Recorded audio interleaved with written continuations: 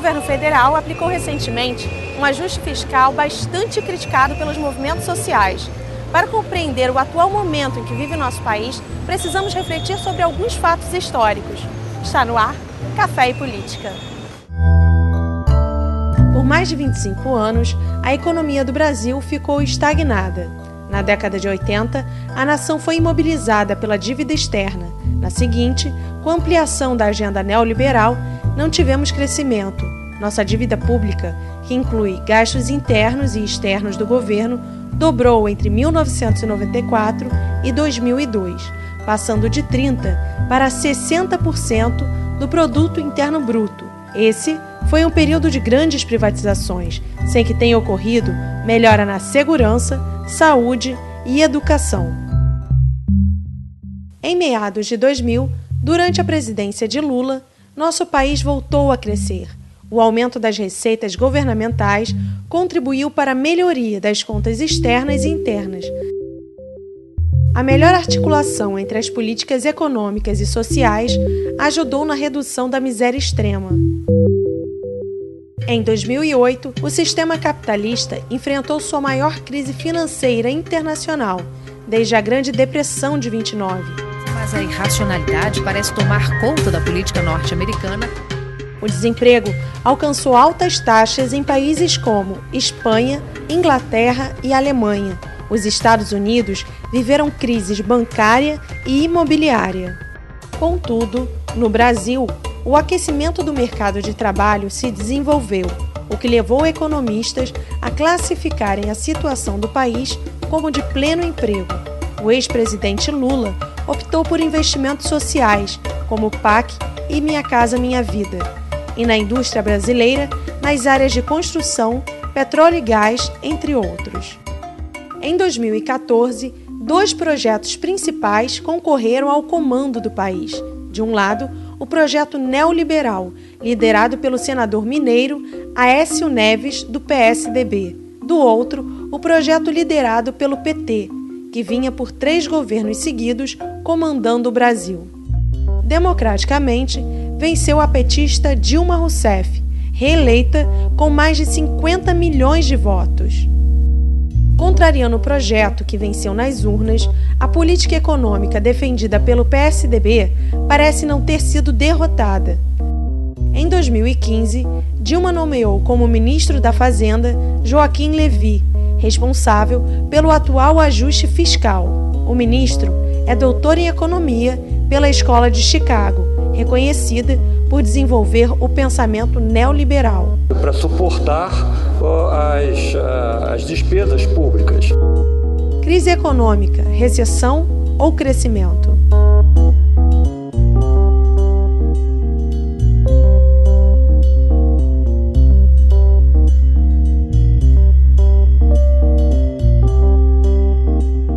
O presidente da Fundação Perseu Abramo, Márcio Postman, foi convidado a contribuir com as suas reflexões sobre a conjuntura econômica do país. E para estimular ainda mais o debate, convidamos o professor do Instituto de Economia da UFRJ, João Sixu, e o jornalista do blog O Cafezinho, Miguel do Rosário.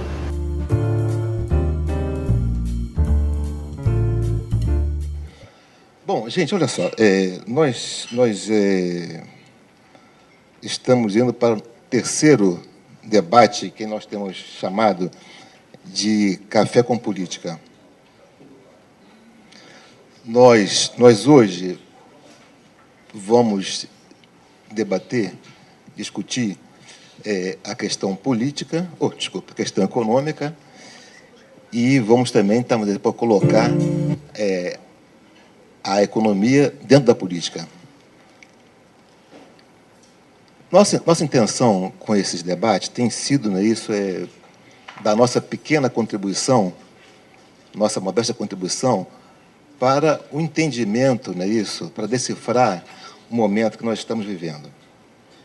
Nós pretendemos hoje, dar divulgação e debater uma proposta já elaborada por uma série de economistas, que dela participou ativamente o nosso companheiro Márcio Postman.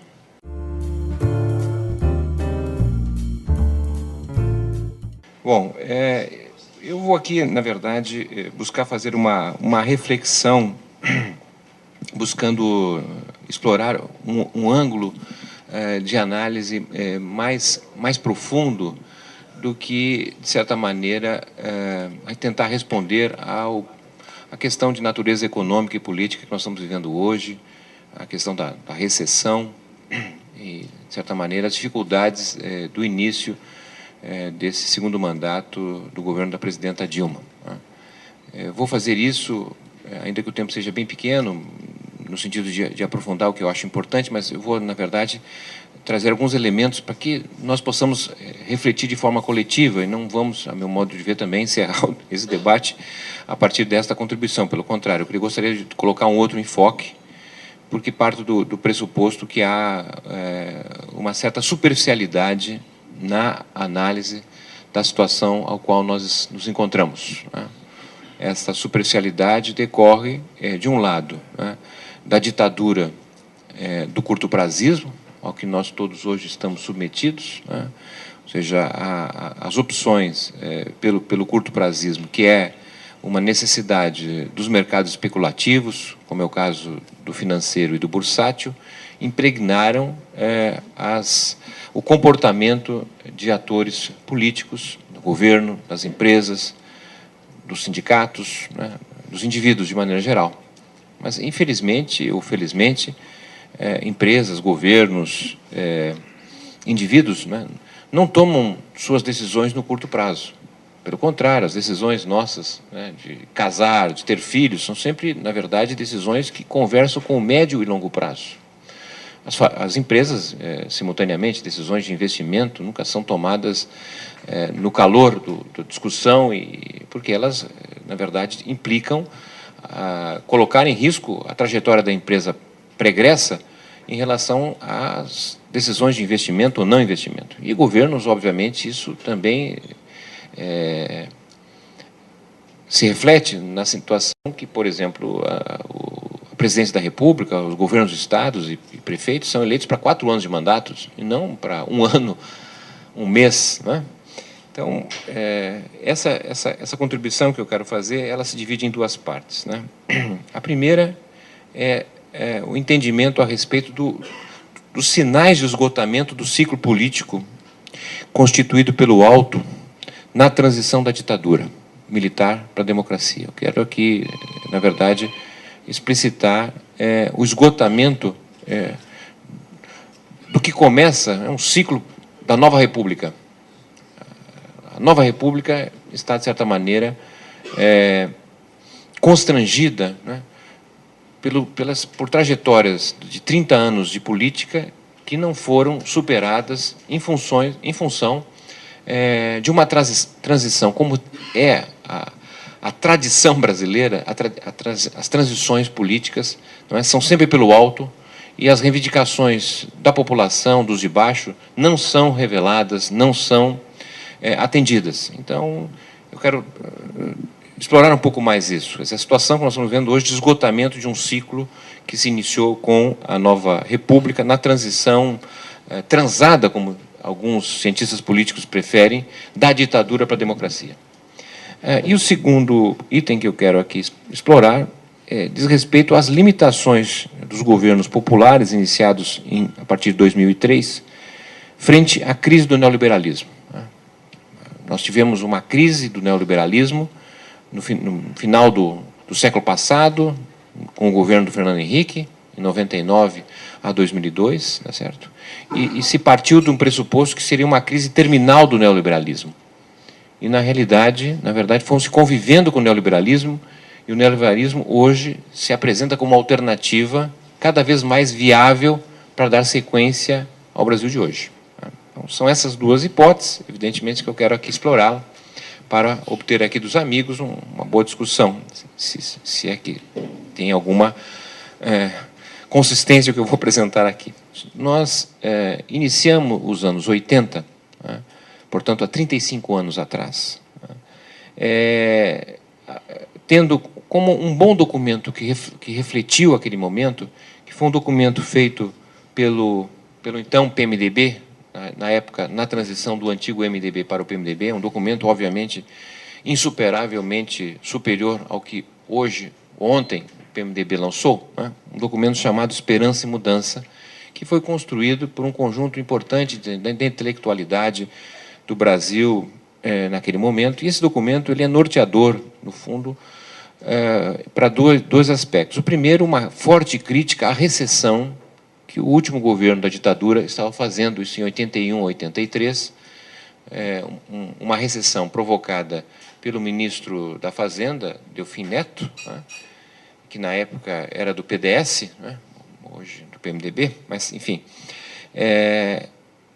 uma crítica àquela opção, né, de enfrentarmos uma crise externa que veio pelo problema do endividamento, impondo um fim a um ciclo de expansão que se iniciou na década de 30. A recessão de 80 e 83, na verdade, ela desorganizou as possibilidades do Brasil voltar a crescer de lá para cá.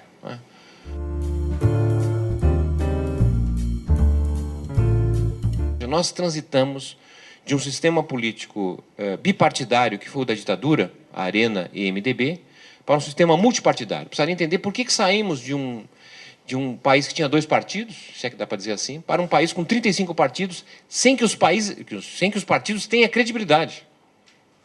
Uma crise partidária enorme.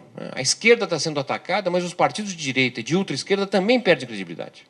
Ninguém se salva da crise que nós estamos vivendo hoje. Vivemos o ápice do peso do dinheiro na política. Não é possível representações populares terem participação nesse sistema político. Pode participar, como participaria numa corrida, né, em que alguém participaria da corrida de pé descalço e outro com Fórmula 1. Pode participar, mas já sabe quem vai ganhar.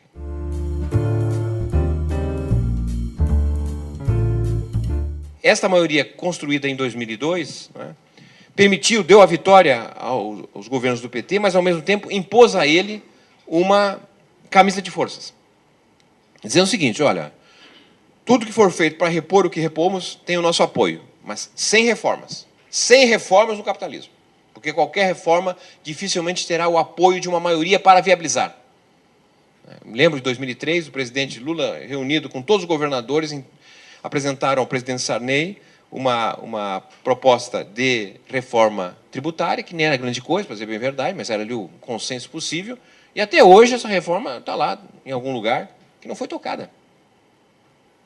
Eu diria que mais, né, que o presidente Lula, sua equipe, sabia das limitações dessa maioria política, que não seria possível fazer reformas, pelo menos naquelas que o PT e a esquerda almejavam desde a sua reorganização no início dos anos 80.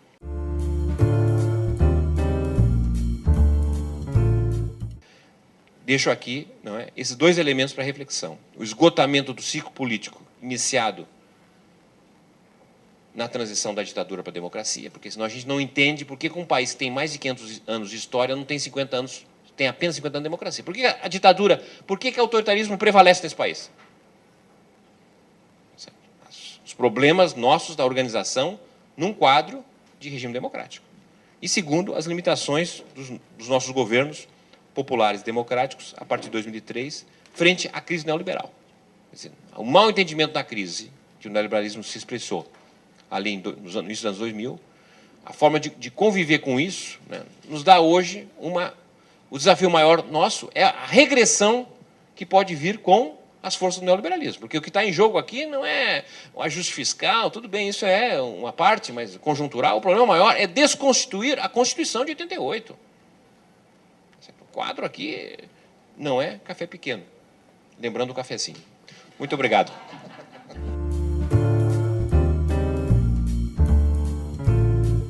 Em verdade, nós estamos vivendo uma trajetória há muitos anos, e essa trajetória ela teve continuidade, então, no ano de 2003.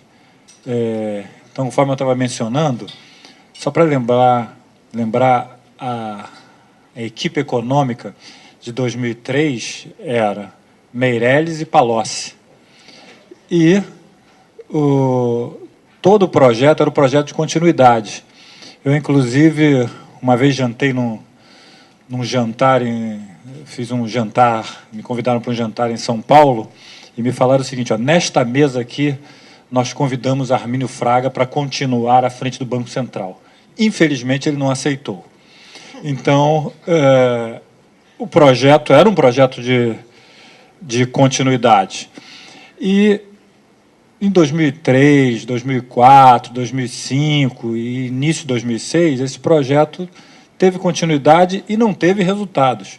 Os resultados do primeiro governo do presidente Lula são muito semelhantes, mas muito semelhantes ao segundo mandato do presidente Fernando Henrique Cardoso. Tivemos uma sorte extraordinária, que foi a mudança do ministro da Fazenda, não por um acaso, de fato, foi um caseiro que derrubou o ministro da Fazenda, e houve também uma grande mudança interna no governo, não foi só uma mudança na área econômica, mas em vários ministérios, e que houve uma mudança, que eu diria, de ideias no interior do governo, no período de 2007 a 2010. Isso fez com que as políticas econômicas mudassem e as políticas sociais fossem mais agudas.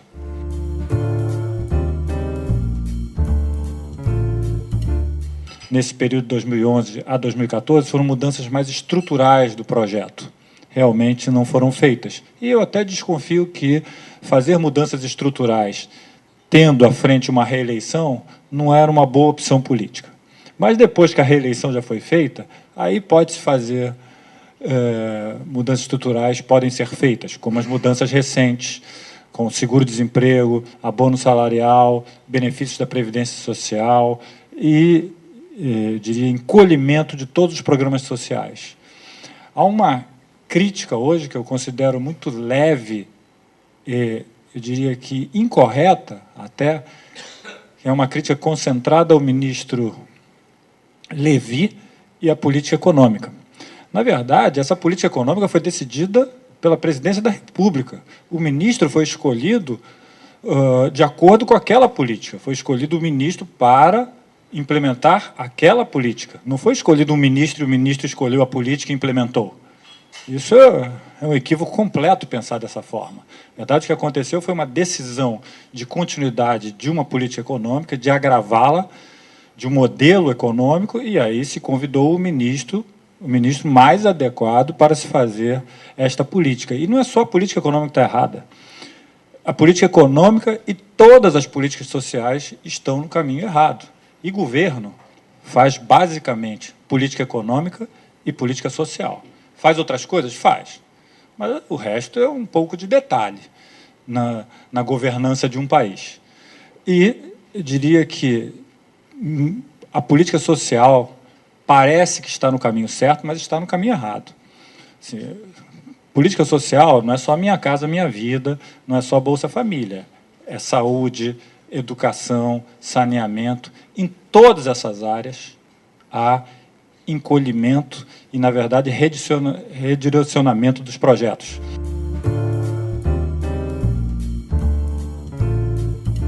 A acumulação de capital e de riqueza das megacorporações é enorme nos últimos 30, 40 anos. E é impossível de se fazer um projeto democrático e popular sem fazer este enfrentamento. E eu diria o seguinte, no ano de 2010, nós já tínhamos chegado ao limite do que era possível chegar sem reformas neste sentido. Nós fizemos realmente todas as políticas sociais mais agudas que pudessem dar benefícios, melhoria de qualidade de vida. A partir dali, era necessário ter conflito. E conflito, enfrentamento, onde a questão tributária, por exemplo, seria muito importante. A partir dali, não fizemos o enfrentamento. Não fizemos o enfrentamento e decidimos o seguinte, no lugar de enfrentar, vamos voltar para o projeto de 2003. Foi exatamente essa a decisão de 2011. E nós estamos vivendo agora tão somente a continuidade com mudanças estruturais. Então, minha colaboração aqui é essa. para dizer que o que nós precisamos, sim, são de mudanças de políticas econômicas e sociais, neste momento, que independam do Congresso, e é possível ter políticas que sejam feitas independentemente das decisões do Congresso, e é necessário construir um projeto de desenvolvimento, porque nós não temos esse projeto, e qualquer governo que venha a vencer em 2018 vai ficar à deriva e dependendo de pressões conjunturais, e essas pressões são mais fortes de quem sempre tem mais poderio econômico. E, portanto, um projeto que tenha continuidade, ele vai falhar sempre se não buscar fazer o enfrentamento central, que é contra o poderio econômico das megacorporações, mas também de outras instituições. E aí posso, só para dar um exemplo, assim, diria que as religiões são muito ricas, extremamente ricas, e acumulam muito e fazem parte, então, desse endinheiramento que existe na sociedade, nas sociedades em geral, e que jogam contra o desenvolvimento social de diversos países, inclusive o nosso.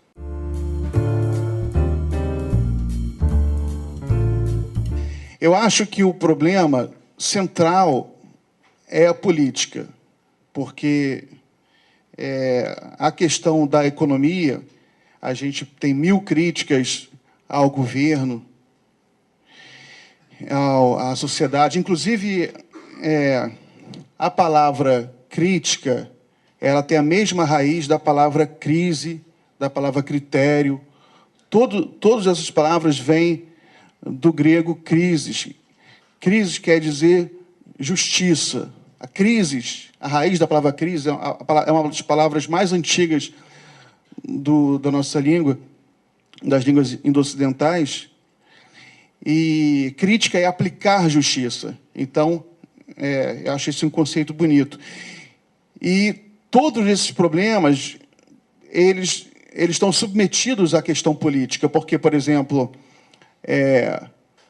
a gente aqui, por exemplo, tem uma estrutura do Estado muito rígida, muito reacionária, muito conservadora, e que o nosso judiciário é um dos mais poderosos do mundo, inclusive um dos mais caros do mundo. O José Canotilho, um constitucionalista português, que veio ao Brasil durante o período do julgamento do Mensalão, ele deu uma declaração à imprensa brasileira que o STF era o mais poderoso do mundo. Então, todas as políticas públicas que os governos tentam implementar, elas são derrubadas pelo judiciário.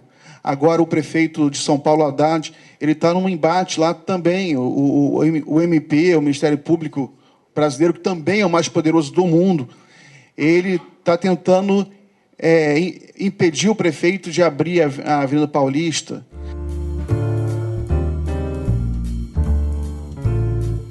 Falar só um pouco sobre a Operação Zelote, porque o Cafezinho publicou, há uns 3 dias atrás, os documentos que eu publiquei, foram quase 500 páginas, aquilo foram os documentos da Polícia Federal, que ela entregou ao juiz, na época, pedindo a apreensão e busca de documentos e prisão preventiva de uma série de todos os suspeitos, na primeira fase da Operação Zelote.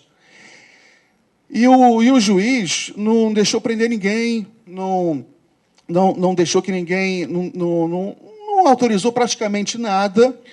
Então, foi criada uma subcomissão na Câmara Federal, o deputado Paulo Pimenta, ele ouviu o procurador, ouviu os delegados e entrou com uma representação no Conselho Nacional de Justiça para trocar o juiz.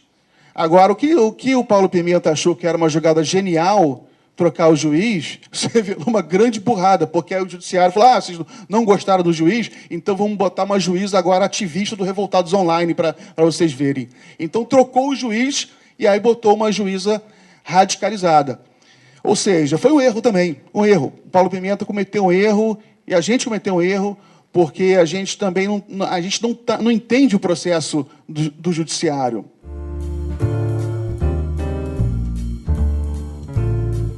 A política é uma questão estética. Isso aí, muitas vezes, que a esquerda... Eu critico isso desde a época da universidade, que eu fazia um jornal chamado Arte e Política.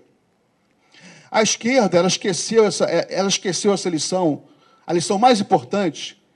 Ela afastou a estética de tal forma, considerou uma frescura, tal forma, que quando chega a eleição, ela é obrigada a pagar 30, 40 milhões de reais para um marqueteiro para fazer o que ela deveria ter acumulado durante a vida inteira, que é a assimilação dos valores estéticos, a importância. Por que a classe média aderiu ao antipetismo e a classe média ao udenista? Porque a classe média era da importância à aparência. Era a aparência, sabe? Ela às vezes sabe que o Aécio é ladrão, que é dado Cunha é ladrão, mas eles têm a cara e na mídia não aparece nada, então eu voto nele. Né? A questão da aparência é muito importante para a classe média. E não adianta a gente bater a cabeça contra a parede, porque é uma questão da estética. A gente tem que investir nessa questão da estética, porque ela é muito profunda. E é melhor do que na eleição a gente gastar 4 milhões por deputado depois para contar uma história linda na televisão. A gente não tem séries, não tem novelas, não tem filmes, por exemplo, que contam a história da classe trabalhadora brasileira. A Rede Globo nunca fez uma novela em que tivesse um personagem sindicalizado, um trabalhador politizado. E quando bota é uma caricatura negativa.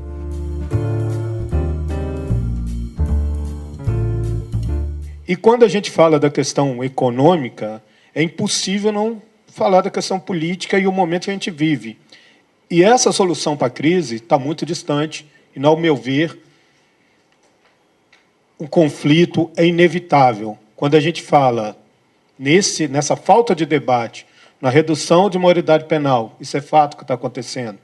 Enquanto a gente discute impeachment de Dilma, renúncia, impeachment do Cunha, tudo o que está acontecendo na Câmara, a questão das terras indígenas agora, a questão da PL 5069, esse retrocesso não vai ser de uma hora para outra que a gente vai superar.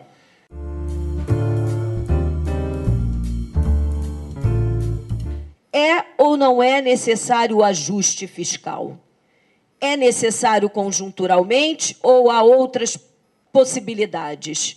Porque eu acho que várias entidades dos movimentos sociais, a CUT, a CTB, o movimento dos Sem Terra, ao colocar a questão muito ligada à própria figura do Levi, na verdade, tem uma discussão que é uma contradição que nós vivemos hoje, né? Que, para defender o governo Dilma, nós precisamos derrotar a sua política econômica.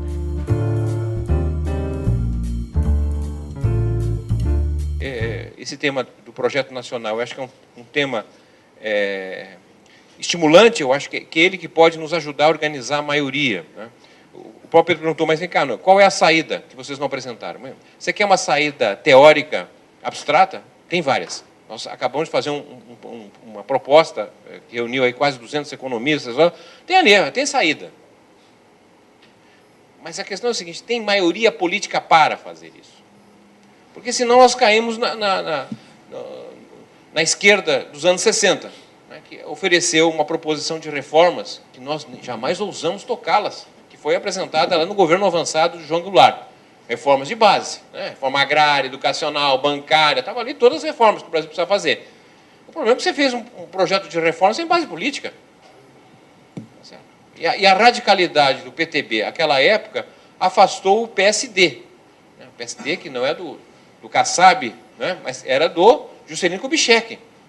Você radicalizou nas reformas, perdeu o centro, que era o PSD, que se junta com a UDN e dá o golpe. No quadro que nós temos hoje, é o PMDB. Se perder o PMDB, você tem golpe. Hã? Então, nós estamos aqui entre amigos, estamos fazendo uma discussão com críticas, autocríticas, como bem colocou o João Batista, mas eu acho que daqui para fora, não é? Nós temos uma alternativa, que é defender o governo, porque o que vem depois é muito pior. A despeito dos problemas que o governo tem. Tá certo? Mas o que está em jogo não é o governo, é uma outra alternativa que é uma regressão, então. E eu acho que a disputa está dentro do governo. A nossa capacidade de imprimir uma força capaz de mudar um pouco os rumos do governo atual. Mas uma alternativa ao governo eu não vejo, do ponto de vista possível, nesse curto prazo, que não seja a retomada das forças que ficaram sendo derrotadas de 2003 para cá.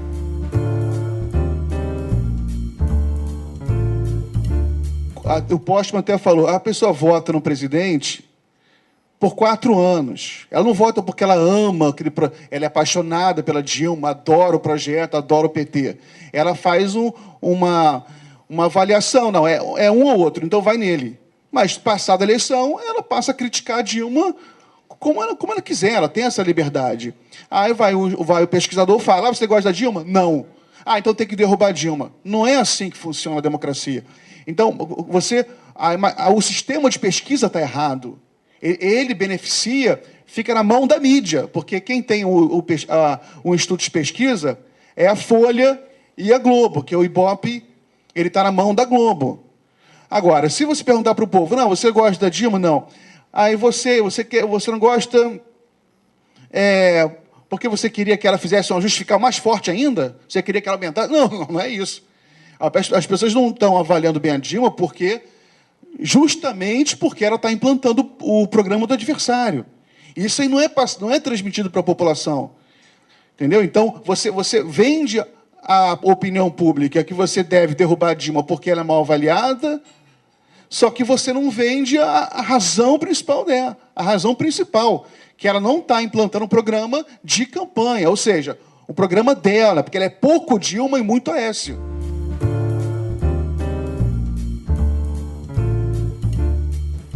Pergunta é necessário ter um ajuste fiscal? Então, o Márcio falou de uma questão que eu queria até interpretar o que ele disse. Ele falou que é uma questão conjuntural, não é que seja uma questão necessária. Ele falou que é mais uma questão conjuntural e equivocada dentro dessa trajetória que nós vamos em cada momento por um lado. Então, é conjuntural nesse sentido, mas não que seja necessário. Em verdade, nós vivemos hoje no Brasil uma crise econômica e, portanto, vivemos uma crise política. Duvido que, se a economia estivesse bem, nós estaríamos vivendo uma crise política. Não tem espaço na história, aliás, mundial, mas na história do Brasil, para crise política sem crise econômica. Em 2006, tentaram criar uma crise política com o mensalão, não conseguiram, porque a economia estava em recuperação. Não consegue. Collor caiu numa situação de recessão econômica. Então, só tem crise política, na verdade, a crise política só se alastra quando tem base crise econômica. E, portanto, quero problematizar aqui dizendo o seguinte, ano que vem será um ano muito mais complicado, porque o desemprego está crescendo, não para de crescer, e ano que vem nós vamos voltar aos patamares de 2002, 2001. Então, vamos ter, possivelmente, um ambiente muito mais propício para o agravamento de crise política por conta do desemprego. Mas a pergunta era, o ajuste fiscal é necessário? A resposta é não. A crise internacional tem alguma influência na crise brasileira? Alguma influência, mas pouca. Bom, minha resposta sobre ajuste fiscal. Na verdade, o Brasil teve um resultado fiscal muito bom. De 2003 foi melhorando, em 2003, 2004 melhorou pouco, mas quando chegou naquele período 2006, 2007, melhorou muito até 2010 e que veio até 2013. O que aconteceu em 2014? Foi o único ano ruim que nós tivemos de resultado fiscal. E olha para esses números. Nós tivemos 6,7% do PIB de déficit. 6,1% nós pagamos de juros da dívida pública. Então, na verdade, todo o nosso déficit quase é por conta do gasto com pagamento de juros da dívida pública. Tá? Só para ter uma ideia desse número, nós vamos concluir esse ano pagando 500 bilhões de juros da dívida pública. A soma de saúde, 90 bilhões, educação, 90 bilhões, mais Minha Casa Minha Vida, Bolsa Família, seguro-desemprego, abono salarial, isso tudo somado, que eu acabei de falar, dá 270 bilhões. E nós vamos pagar 500 bilhões de juros da dívida pública. Então, nós temos agora uma taxa de juros aumentada pelo Banco Central para 14,25%, aumentada pelo Banco Central, mas sempre a presidenta é consultada e sempre a palavra final sobre a taxa de juros, não venho dizer que é do Banco Central, do Tombini, que não é. É da Presidente da República. A Presidente da República é responsável pelo que está acontecendo no Ministério da Fazenda e pelo que acontece no Banco Central. Termina aqui mais um Café e Política. No último programa, debatemos questões políticas e econômicas do pré-sal. Para assistir aos vídeos produzidos pelo Senge, acesse nosso site. Nos vemos no próximo programa.